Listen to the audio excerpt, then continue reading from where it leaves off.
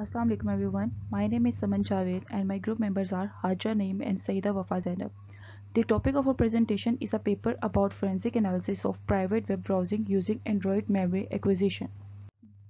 The agenda of our presentation is to introduce the topic and explain the targeted problems which we are solving in this paper with the help of the forensic tools. We are going to discuss the methodology adopted and then presenting the results and finally concluding it. With the increased usage of Android mobile phones, the majority of the web users are using their smartphones to browse and process the information through web browsing, and it is the common practice that users rely on to search, process, and view information on the internet, like including multimedia streaming and the email communications. Most of the internet users are not aware of maintaining privacy while browsing or exchanging or processing online or offline personal data. So it is increasing the privacy concerns for the users to know that how their web browsers are keeping their data private.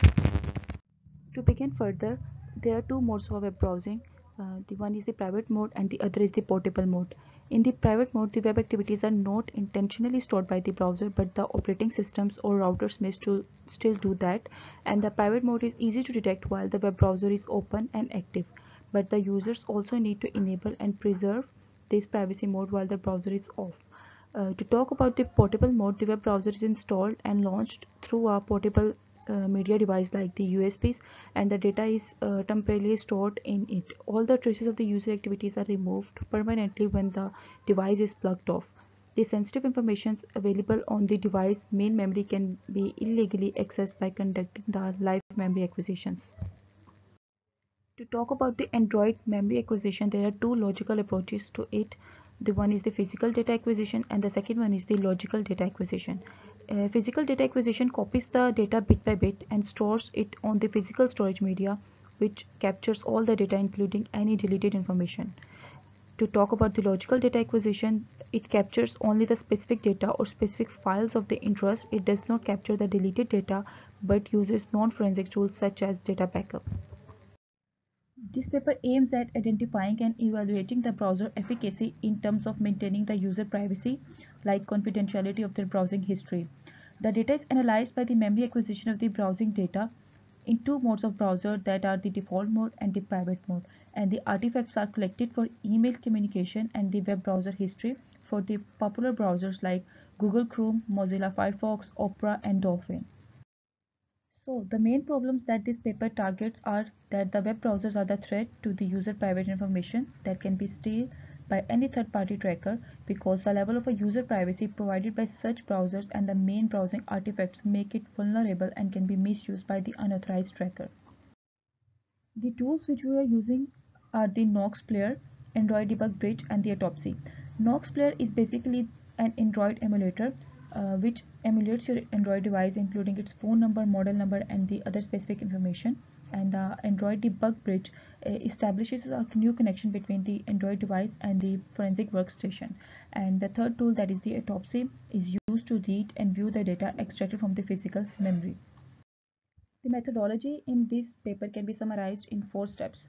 First one is preparing and rooting the Android device. Second one is the setup of two user sessions to simulate websites viewing and mail communication. Third one is device dump of the physical memory, and fourth one is the memory contents and browsing artifacts that we need to be carefully analyzed.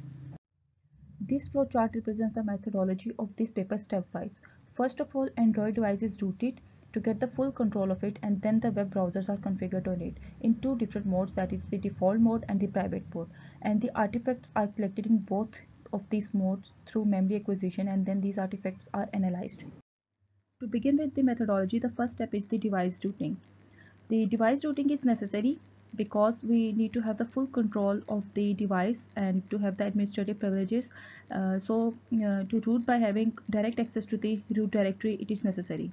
For routing, first data must be backed up, and in our experiment we are using the Nox Player Android emulator on the personal workstation to evaluate the browsing privacy on four web browsers that are Google Chrome, Mozilla Firefox, Opera, and Dolphin. And all of these browsers are operated in two modes. The one is the private mode and the other is the default mode, as mentioned earlier.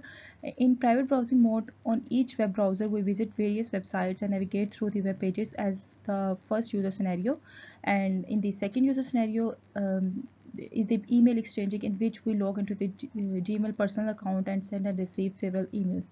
Finally, we store a physical copy of the device into the main memory. And in the default browsing mode, each web browser will follow the same user scenario as in the private mode, that is the web browsing and the email exchanging. However, the browsing history is cleared before storing a physical copy of the device main memory. For the memory acquisition, the dd command is used, which performs a bit-by-bit copy of the data stored on Android, and the netget command transfers the data across the network connection using the TCP/IP protocol. And to get the device DD image, we establish the ADB connection with the Android emulator and access its shell to have a privileged user super control. Then we establish a new connection. In the memory analysis, the autopsy is used to read and view the data extracted from the physical memory image, and the browsing information and the sessions are studied and compared to the real data obtained by the web navigation and email scenarios. The results are collected in two modes, as we have discussed earlier, their private mode and the default mode, and about two different scenarios, that is the web navigation, which includes all the web history and URLs, and email communication, including mail addresses of the participants and the conversation IDs of the received emails and the subject and the content of the emails and the timestamps.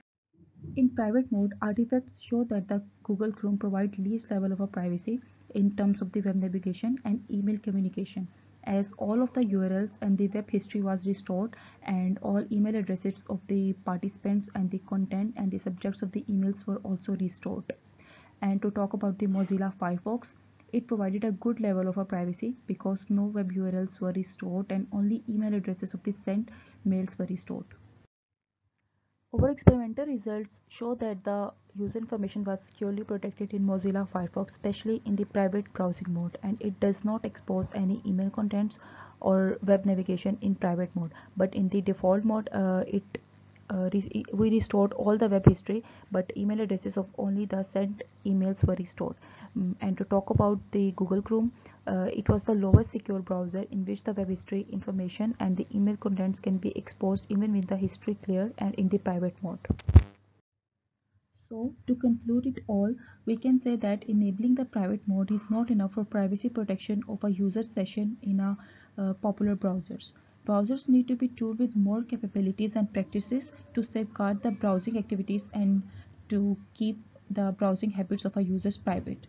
The browsers at the end of a users, what they can do is they can keep their browsers up to date.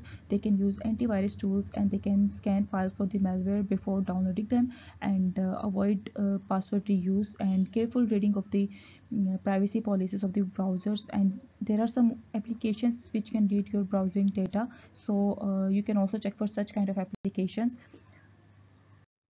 So a lot of our work can be done in the area of a web browser privacy to provide users with confidentiality of their browsing data. That's all. Thank you.